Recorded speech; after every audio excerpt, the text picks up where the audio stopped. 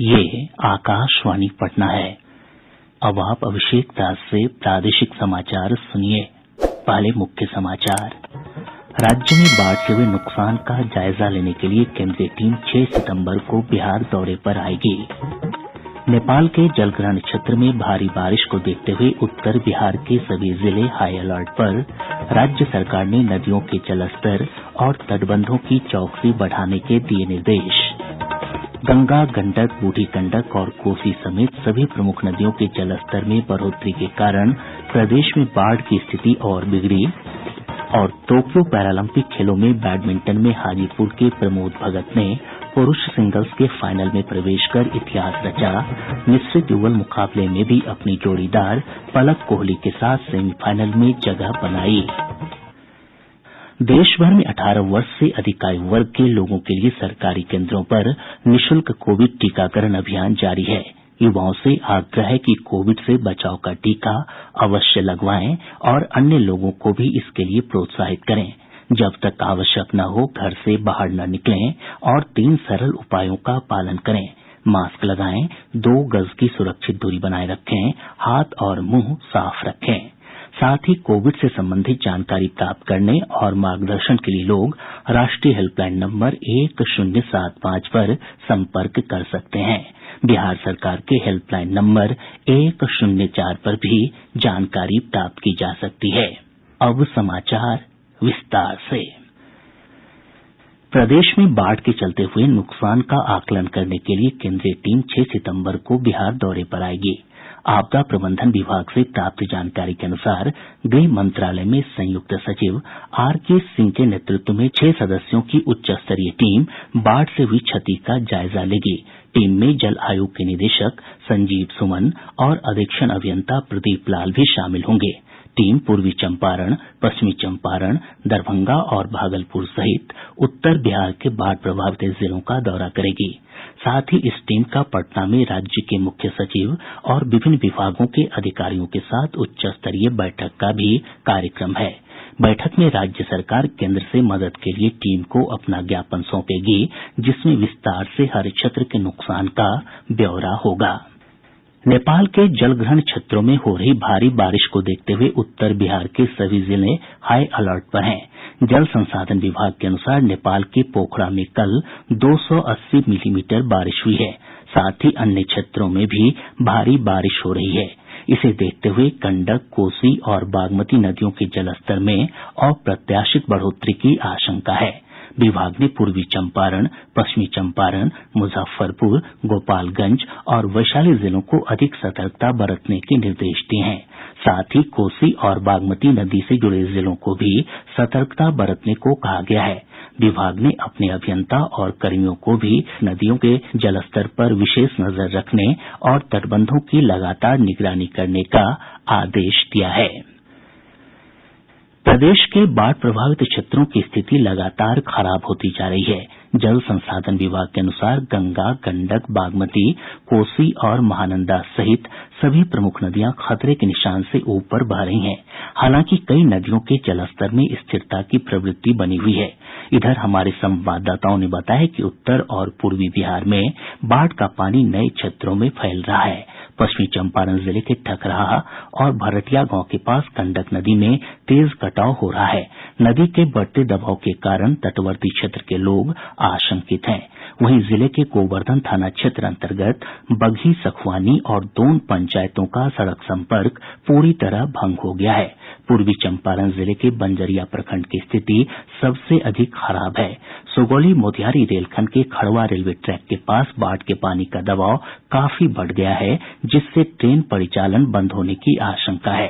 सारण जिले के इसवापुर प्रखंड के गोविंदापुर गांव में डबरा नदी पर बना तटबंध टूट गया है। गांव के दर्जनों घर बाढ़ के पानी की चपेट में आ चुके हैं। गोपालगंज में भी स्थिति सामान्य नहीं हो सकी है। जिले के 6 प्रखंडों के 43 गांव बाढ़ की चपेट में हैं। इधर बूढ़ी गंडक, बागमती और कमलाबलान नदी के जलस्तर में बढ़ोतरी के कारण शिवहर, मुजफ्फरपुर, दरभंगा और मधुबनी में भी बाढ़ की स्थिति गंभीर बनी हुई है। सीतामढ़ी जिले के कई नये क्षेत्रों में लखनदेई नदी का पानी प्रवेश कर गया है। वहीं कमला बलान और अधवारा समूह की नदियों के जलस्तर में बढ़ोतरी के कारण मधुबनी जिले के मधवापुर, मधेपुर और बेनीपट्टी प्रखंड में बाढ़ की स्थिति में कोई सुधार नहीं है।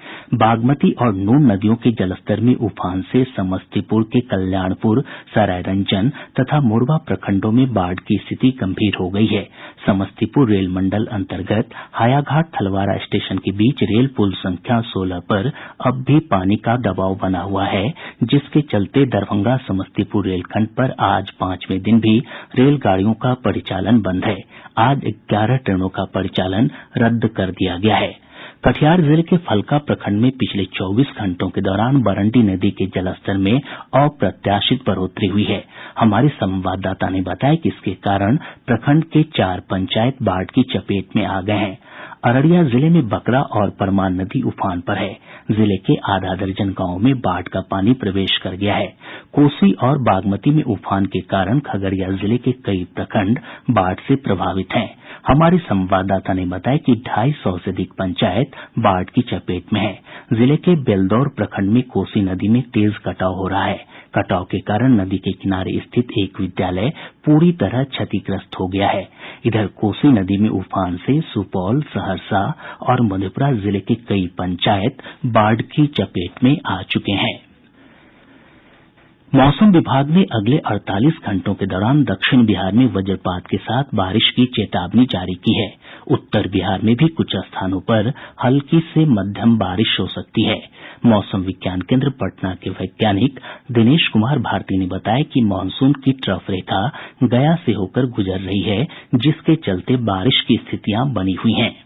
मानसून ट्रफ रेखा बीकानेर, शिवपुरी, सीधी, गया, मालदा होते हुए मणिपुर की ओर गुजर रही है। वहीं एक कम दबाव का क्षेत्र उत्तर एवं समीपवर्ती मध्य बंगाल की खाड़ी में 6 सितंबर 2021 तक विकसित हो रहा है। इन सभी मौसमी कारकों के प्रभाव से अगले 24 घंटों के दौरान उत्तर बिहार के कुछ स्थानों पर एवं दक्षिण बिहार के 1 या 2 स्थानों पर हल्की से मध्यम बारिश का पूर्वानुमान है। इधर कैमूर जिले के भगवानपुर थाना क्षेत्र के कसेर गांव में कल बारिश के दौरान वज्रपात की घटना में एक महिला सहित 2 लोगों की मौत हो गई। प्रादेशिक समाचार आप आकाशवाणी पटना से सुन रहे हैं। टोक्यो पैरालंपिक खेलों में बैडमिंटन में हाजीपुर के प्रमोद भगत ने पुरुष सिंगल्स के फाइनल में प्रवेश कर इतिहास रच दिया है। प्रमोद ने सेमीफाइनल में जापान के दाईसुके फुजिहारा को लगातार सेटों में 21-11, 21-16 से हराकर फाइनल में जगह बनाई। वहीं बैडमिंटन के मिश्रित युगल मुकाबले में भी प्रमोद भगत ने अपनी जोड़ीदार पलक कोहली के साथ सेमीफाइनल में जगह बना ली है। प्रमोद भगत और पलक कोहली की जोड़ी ने थाईलैंड के खिलाड़ियों को 21-15 और 21-19 से पराजित किया। पंचायत चुनाव के प्रथम चरण के दूसरे दिन कल 2142 प्रत्याशियों ने नामांकन पत्र दाखिल किए। इसमें सबसे अधिक 1337 नामांकन पर्चे पंचायत समिति सदस्य पद के लिए दाखिल किए गए हैं। राज्य निर्वाचन आयोग ने पंचायत चुनाव वाले क्षेत्रों में मतदान के दिन सार्वजनिक अवकाश की घोषणा की है। आयोग ने इस संबंध में श्रम संसाधन विभाग और सामान्य प्रशासन विभाग को पत्र लिखा है। पत्र में कहा गया है कि मतदान वाले दिन सभी सरकारी कार्यालयों, संस्थानों, दुकानों और फैक्ट्रियों में सार्वजनिक सवैतनिक अवकाश रहेगा। वहीं आयोग ने यह भी स्पष्ट किया है कि चुनाव प्रक्रिया के दौरान आदर्श आचार संहिता का उल्लंघन करने पर 3 से 5 वर्ष की सजा का प्रावधान है।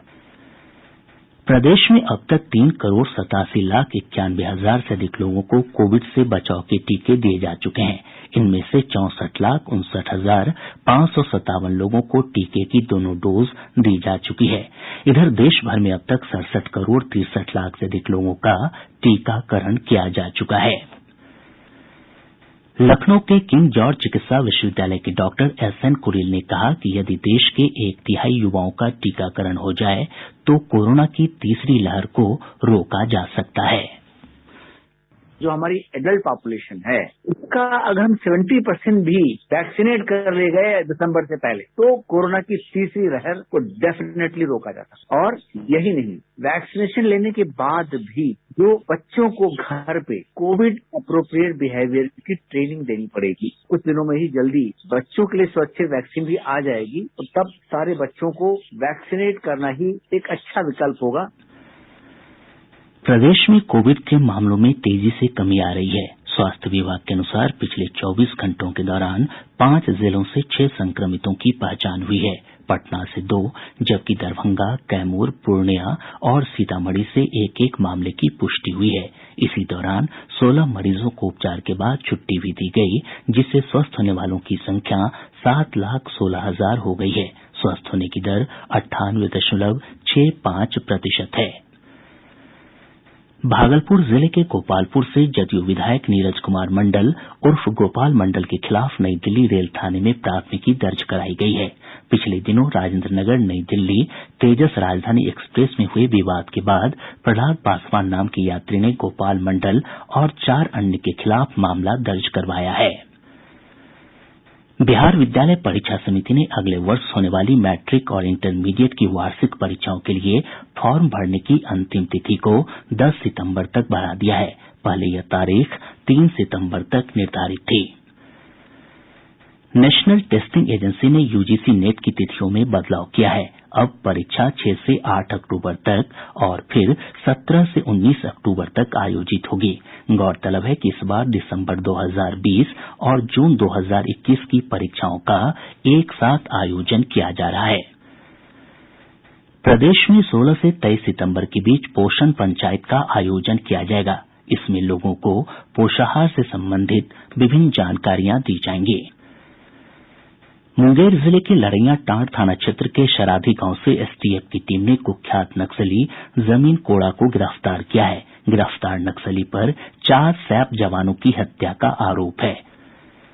पूर्णिया जिले के सदर थाना क्षेत्र के गुलाबबाग 0 माइल से पुलिस ने 4 हथियार तस्करों को गिरफ्तार किया है। गिरफ्तार तस्करों के पास से 7 पिस्तौल, 3 मैगजीन और 75 कारतूस बरामद किए गए हैं।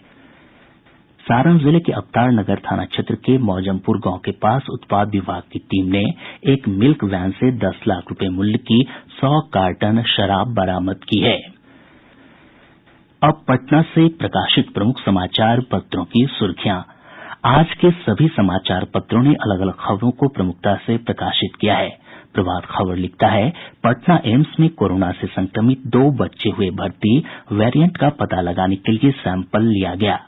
दैनिक भास्कर ने देश भर में कोरोना के बढ़ रहे मामलों से जुड़ी खबर को प्रमुखता देते हुए लिखा है, 11 दिन में 87,000 सक्रिय मरीज बढ़े, इनमें 85,000 केरल के।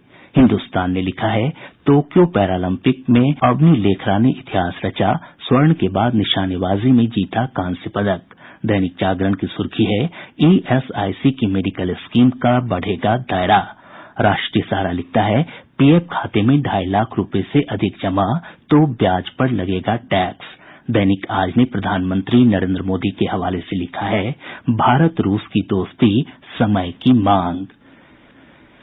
और अब अंत में मुख्य समाचार एक बार फिर। राज्य में बाढ़ से हुए नुकसान का जायजा लेने के लिए केंद्रीय टीम 6 सितंबर को बिहार दौरे पर आएगी। नेपाल के जलग्रहण क्षेत्र में भारी बारिश को देखते हुए उत्तर बिहार के सभी जिले हाई अलर्ट पर। राज्य सरकार ने नदियों के जलस्तर और तटबंधों की चौकसी बढ़ाने के दिए निर्देश।